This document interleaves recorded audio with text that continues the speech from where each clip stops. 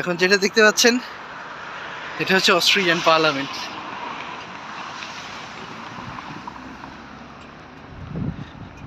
পৃথিবীর যতগুলো সুন্দর পার্লামেন্ট বিল্ডিং আছে তার মধ্যে এটা অন্যতম।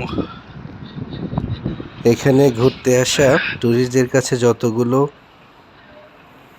অ্যাট্রাকটিভ ট্যুরিস্ট স্পট আছে তার প্রথম সারিতেই আছে এই অস্ট্রিয়ান পার্লামেন্ট ভবন। পার্লামেন্ট ভবনের সামনে বেশ কিছু মনোমুগ্ধকর স্কাল্পচার দেখতে পাচ্ছেন একের পর এক। এই পার্লামেন্ট ভবনটার নির্মাণ কাজ শুরু হয় 1874 সালে এবং তা শেষ হয় 1883 সালে।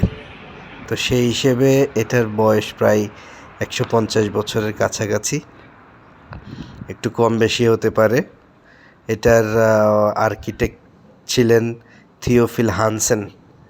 আমাদের দেশে যেমন 300 সদস্য বিশিষ্ট পার্লামেন্ট, এখানে পার্লামেন্টের মোট সদস্য সংখ্যা 183 জন। ভিডিওর শেষেই দেখাবো আবার এরই পাশে অবস্থিত অস্ট্রিয়ান ন্যাশনাল মিউজিয়াম। সেটাও আর একটা দৃষ্টিনন্দন স্থাপত্যকর্ম, দেখতে থাকেন। এখানে একটা কথা বলে রাখা দরকার, এতদিন পর্যন্ত অস্ট্রিয়া যতগুলো যুদ্ধে যত জায়গায় গেছে কোথাও আমার কাছে তারা জিতছে এই খবর নেই। কিন্তু মামাদের নাক প্রচণ্ড উঁচু, নিজেদেরকে এরা খুব বড় মনে করে। কি কারণ বলতে পারবো না, তার ব্যাখ্যা ওরাই দিতে পারবে। কিন্তু ভুং ভাঙের কম নাই, ঠিক আছে? ইতিহাস ঐতিহ্য যা বলে, তাদের যা রেকর্ড সব পরাজয়ের। কি প্রথম বিশ্বযুদ্ধ, কি দ্বিতীয় বিশ্বযুদ্ধ। যাই হোক, পার্লামেন্ট বিল্ডিংটা আপনারা দেখে নেন, সেটা ভিন্ন আলোচনা। ওটা ইতিহাস পর্যালোচনা করলে পাওয়া যায়। তবে তাকিয়ে থাকার মতো শিল্পকর্ম।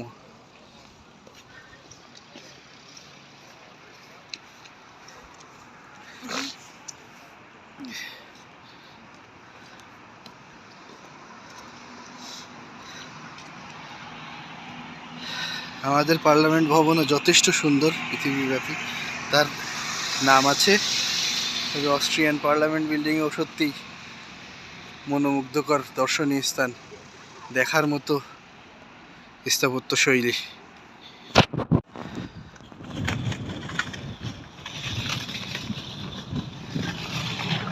ছবিতে দেখতে পাচ্ছেন অস্ট্রিয়ার ন্যাশনাল মিউজিয়াম।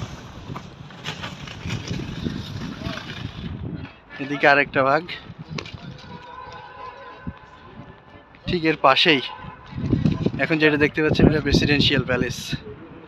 অস্ট্রিয়ান প্রেসিডেন্ট প্যালেসের পরের ভিডিওতে দেখাবো। ততক্ষণ ভালো থাকবেন। আল্লাহ হাফেজ।